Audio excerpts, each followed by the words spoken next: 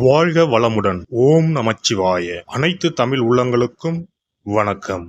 நிகழும் ஸ்ரீ மங்களகரமான சோபகிருது ஆண்டு பிப்ரவரி மாதம் 13ஆம் தேதி செவ்வாய்க்கிழமை அன்று சதுர்த்தி திதியில் உத்திரட்டாதி நட்சத்திரத்தில் சித்தம் நாமயோகத்தில் வணிசை கர்ணத்தில் அமிர்தயோகம் கூடிய நன்னாளில் இந்த சீர்மிகு மாசி மாதம் பிறக்கிறது. நவ கிரகங்களின் அதிபதியான சூரிய பகவான் கும்பராசியில் சஞ்சாரிக்கும் காலம்தான் மாசி மாதம் என்று அழைக்கப்படுகின்றது.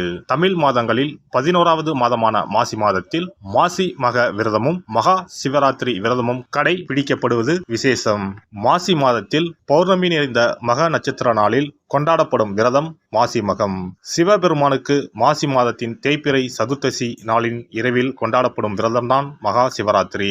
பிறக்க போகும் இம்மாதம் உங்கள் வாழ்வில் வளமும் நலமும் செல்வ செழிப்பும் பெற்று புதிய வாய்ப்புகள் புதிய வெற்றிகளுடன் மங்களகரமாக அமைய எல்லாம் வல்ல இறைவனை உளமாற வேண்டி விரும்பி கேட்டுக்கொள்கிறேன். இம்மாத கிரக நிலைகளை பார்க்கும்போது மேசத்தில் குருவும் கன்னி ராசியில் கேது பகவானும் மகர ராசியில் செவ்வாய் சுக்கிரன் புதனும் கும்பராசியில் சனியும் சூரியனும் சேர்ந்து பயணிக்கின்றனர். மீன ராசியில் ராகு பகவான் சஞ்சாரம் செய்கின்றார். கிரக சஞ்சாரங்களின் பாதிப்பால் ஒரு சில ராசிக்காரர்கள் தங்கள் வாழ்வில் மண் மீதும் பெண் மீதும் ஆசைப்பட்டு வீண் விரயங்களை அடைந்து திருவோடு ஏந்தி பிச்சை மட்டும் எடுக்கவில்லை என்ற நிலை இருந்தது.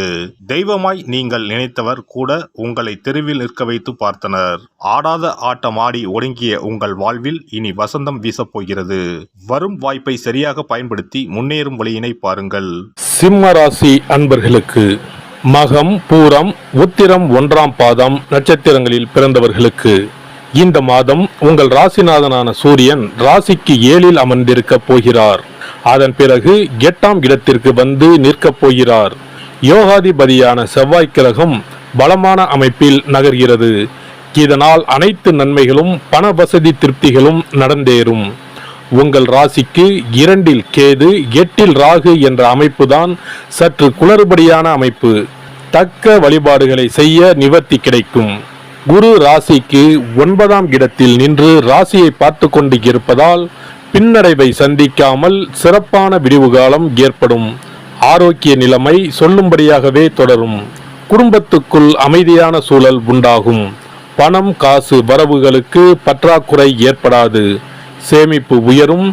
வாழ்க்கை துணைவுடனான பனிப்போர் போராட்டங்கள் தீர்வுக்கு வரும். உத்தியோக நிலைமை மாதம் தொடங்கி 6 தினம் கடந்த பிறகு திருப்திகளை தரும். தொழில் வியாபார விஷயங்களில் திட்டங்கள் லாபத்தோடு நகரும். கடன் கொடுக்கல் வாங்கல் நாணய விஷயங்கள் நெருக்கடி ஏற்படுத்தாது. உத்திரம் நட்சத்திரக்காரர்கள் இந்த மாத 8ஆம் தினம் வரை கவனமாக பழக்க வழக்கம் வைத்து கொள்ள வேண்டும். விஐபிகள் புதிய பெரிய மனிதர்களால் ஆக வேண்டிய சகாயம் பண வரவுகள் அனைவருக்குமே உண்டு. புதிய சொத்து சேர்க்கை உண்டாவதற்கு அதிர்ஷ்டம் காத்திருக்கிறது. இம்மாத திங்கள் புதன் மற்றும் வெள்ளிக்கிழமைகளில் ஆச்சரியப்படுகின்ற சிறப்பான உயர்வுகள் மனமகிழ்ச்சியை தரப்போகிறது.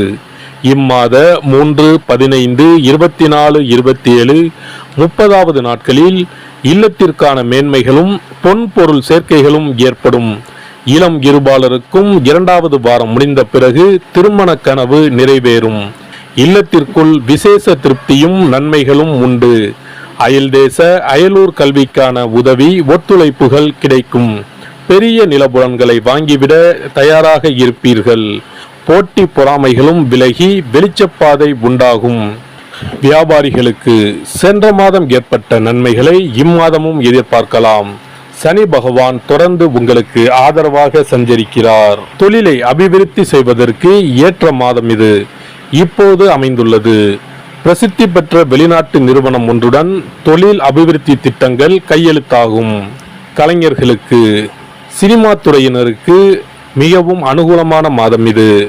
லாபகரமான மாதமாகும். புதிய வாய்ப்புகள் வருமானத்தை உயர்த்தும்.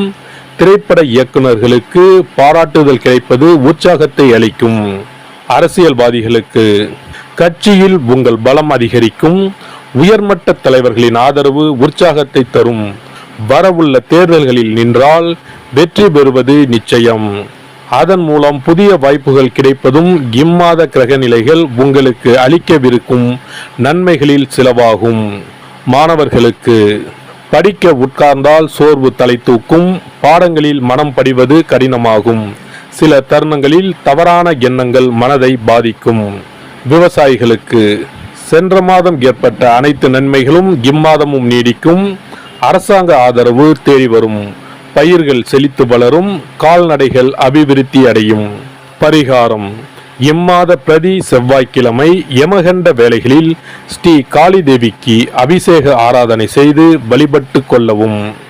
சிறப்பு பரிகார கோவில். திருமணம் தடைப்பட்டாலோ அல்லது நீண்ட நாட்கள் திருமணம் ஆகாமல் இருந்தாலோ சிறுவாபுரி பாலசுப்பிரமணிய சுவாமி கோவிலை நாடினால் பலன் உண்டாகும். நம் பிரார்த்தனை நிறைவேற சிறுவாபுரி முருகன் கோவிலுக்கு தொடர்ந்து 6 வாரமும் ஏதாவது ஒரு கிழமையில், அதாவது 6 வாரமும் முதல் வாரம் வந்த கிழமையிலேயே தொடர்ந்து அடுத்த 5 வாரமும் வர வேண்டும். வரும் நேரமும் ஒரே மாதிரியாக இருக்க வேண்டும். காலை என்றால் ஒவ்வொரு வாரமும் காலையிலே வர வேண்டும். மாலை என்றால் ஒவ்வொரு வாரமும் மாலையிலே வர வேண்டும்.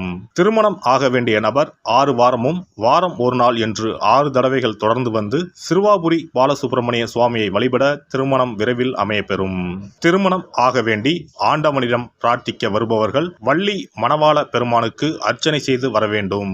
6வது வாரம் 6 அர்ச்சனைக்குரிய பொருட்களுடன் வந்து மரகத விநாயகர், மூலவர், வள்ளி மணவாள பெருமான், அண்ணாமலையார், உண்ணாமுலையம்மை, ஆதிமூலவர் ஆகிய தெய்வங்களுக்கு அர்ச்சனை செய்ய வேண்டும்.